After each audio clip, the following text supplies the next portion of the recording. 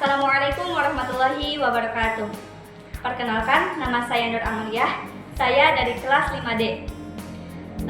Video ini dibuat untuk memenuhi tugas mata kuliah Kapita Selekta 3.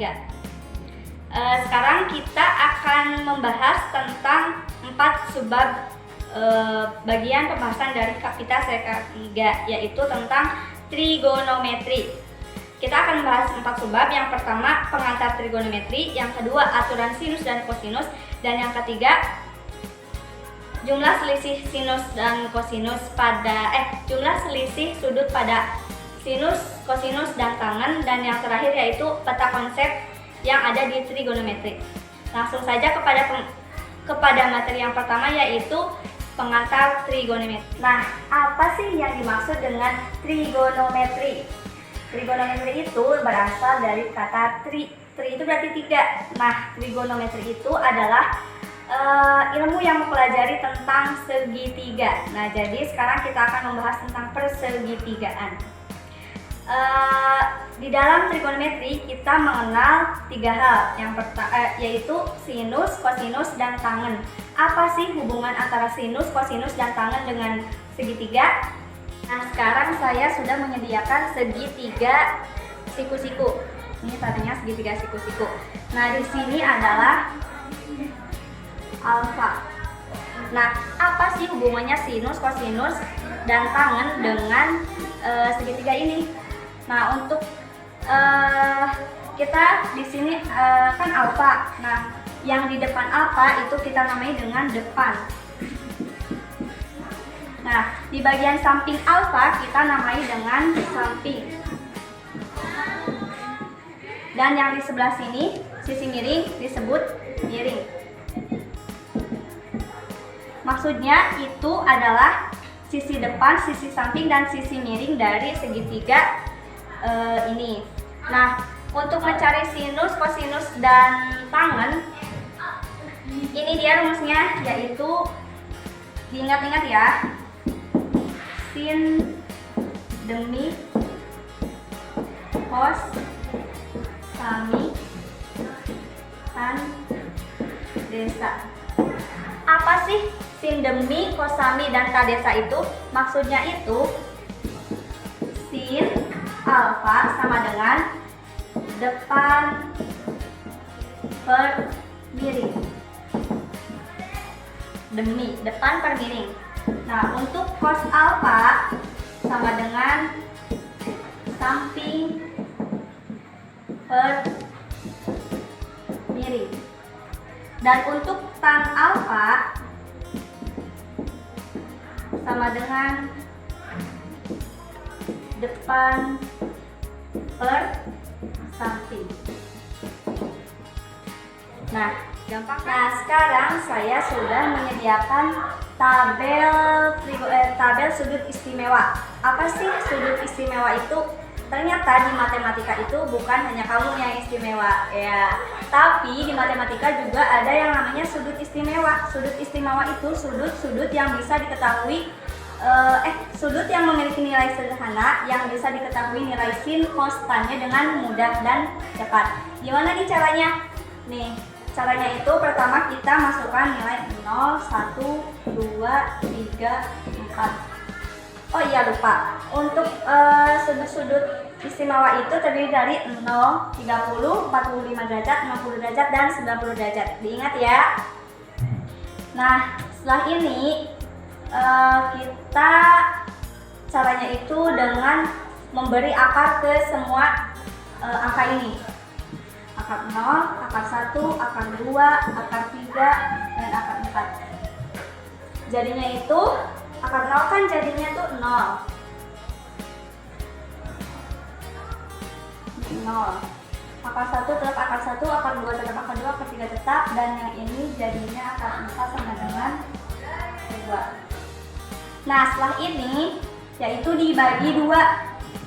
Kita dibagi 2, hasilnya akan seperti ini. 0, setengah, setengah akar 2, setengah akar 3, dan 1. Gampang kan?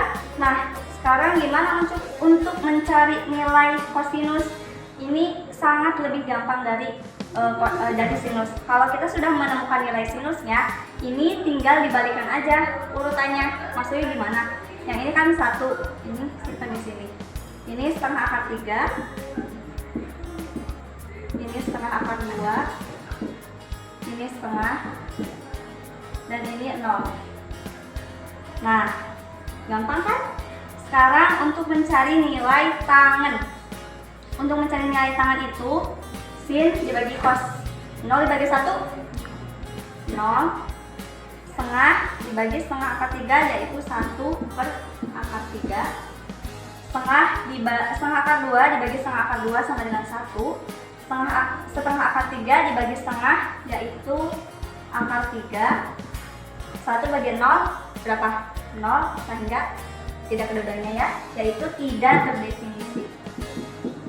Tidak terdefinisi. Nah, ini dia cara untuk menemukan nilai sinus, kosinus, dan tangen dari sudut-sudut di sini. Kita akan membahas tentang pembahasan selanjutnya, yaitu tentang aturan sinus dan kosinus. Apa sih aturan sinus dan kosinus itu seperti apa? Nih, kita akan bahas. Di sini sudah ada segitiga sembarang. Sudut ini kita namai dengan sudut A, ini sudut B, dan ini sudut C. Nah, sisi yang berhadapan dengan sudut A dinamakan sisi A. Sudut yang berhadapan dengan sudut B yaitu sisi B. Dan sisi yang berhadapan dengan sudut C yaitu sisi C. Nah, aturan sinus itu seperti ini. A per sudut yang berhadapannya sin A sama dengan B per sin B sama dengan C per sin C. Nah, ini itu dinamakan dengan aturan sinus. Selanjutnya itu aturan kosinus. Apa sih bedanya aturan sinus dan aturan kosinus? Nah, di sini sudah tersedia sama ya, segitiga sembarang. Ini sudut A, B, C. Ini sisi A, sisi B, sisi C. Nah, untuk aturan kosinus itu seperti ini. Jadi seperti mirip Pitagoras, cuman berbeda. A kuadrat sama dengan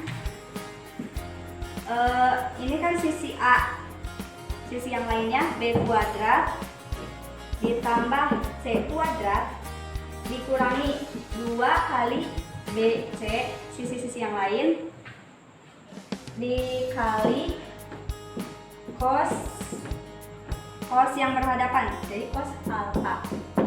Nah, untuk yang B kuadratnya, kalau B kuadrat berarti gimana?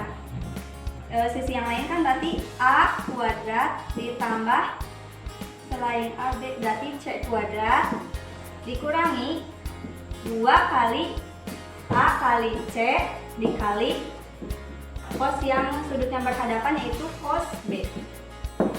Nah, untuk mencari C kuadrat sama dengan berarti A kuadrat ditambah B kuadrat dikurangi 2 kali A kali B dikali sudut yang berhadapan cos C.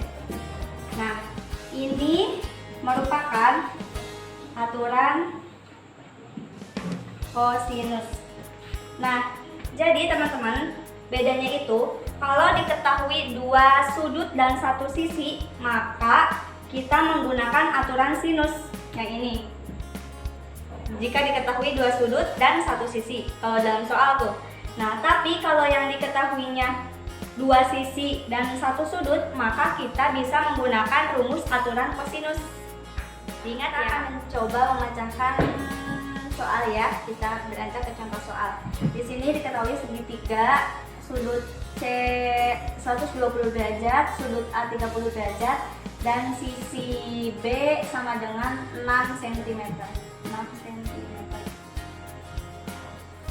Nah, yang ditanyakan adalah sisi A. Berapa sisi A? Nah, yang diketahui kan 2 sudut dan 1 sisi. Maka kita akan menggunakan aturan sinus karena yang diketahuinya 2 sudut dan 1 sisi. Gimana sih Ini kan yang diketahuinya, kita pakai yang ditanyakan kan A, berarti A per sin A sama dengan ini B per sin B. Nah, A-nya kan belum diketahui kan, jadi tetap A per sin A-nya itu berarti sin 30 sama dengan B, B-nya itu 6 per sin B. Sin B ini kan belum diketahui. Nah, dalam segitiga itu jumlah ketiga sudut itu harus 180 derajat. Nah, berarti ini tuh cara mengetahuinya 180 derajat dikurangi 120 derajat dikurangi 30 derajat sama dengan 30 derajat kan? Jadi B-nya itu 30 derajat. Sin 30 derajat. Nah, setelah ini kita kali silang. Berarti A sama dengan sin 30 derajat dikali 6 per sin 30 derajat. Ini kan ada yang sama ya nilainya. Kita tinggal coret. Berarti A sama dengan 6 cm. Gampang kan? Kita beranjak ke materi selanjutnya, yaitu rumus jumlah dan selisih dua sudut. Nah, di sini sudah ada 3 tabel, yaitu rumus jumlah selisih dua sudut. Ini jumlah selisih dua sudut sin, cos, dan tangen. Gimana sih rumusnya? Nih, kita bahas satu persatu. Yang pertama, rumus sin alfa plus beta. Nih, pertanyaannya, apakah sin 40 per 70 sama dengan pertanyaannya, apakah sin 45 derajat ditambah 70 derajat sama dengan sin 45 derajat ditambah sin 70 derajat? Jawabannya berbeda. Nah, kenapa berbeda? Karena, nah ini dia rumusnya, kita akan bahas satu persatu. Nih, sin alfa plus beta, rumusnya itu sin alfa dikali cos beta ditambah cos alfa dikali sin beta. Sedangkan rumus untuk sin alfa dikurangi beta sama dengan sin alfa dikali cos beta dikurangi cos alfa dikali sin beta.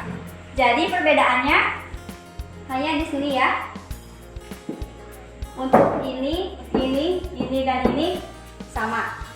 Nah, untuk rumus cos alfa ditambah beta sama dengan cos alfa dikali cos beta dikurangi sin alfa dikali sin beta. Dan untuk rumus cos alfa dikurangi beta sama dengan cos alfa dikali cos beta ditambah sin alfa dikali sin beta. Jadi kalau ini keterbalikannya, ini kan tadi plus minus. Kalau ininya plus, ininya minus. Ininya minus, ininya plus. Jadi kayak keterbalikan dengan rumus selisih sinus ya.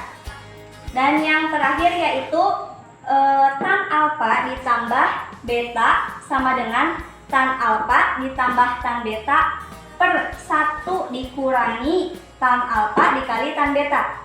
Nah, untuk yang selisihnya, rumus selisihnya, tan alfa dikurangi beta sama dengan tan alfa dikurangi tan beta per 1 ditambah tan alfa dikali tan beta. Cukup sekian video pembelajaran dari saya, semoga bermanfaat dan mohon maaf apabila ada kesalahan. Wassalamualaikum warahmatullahi wabarakatuh.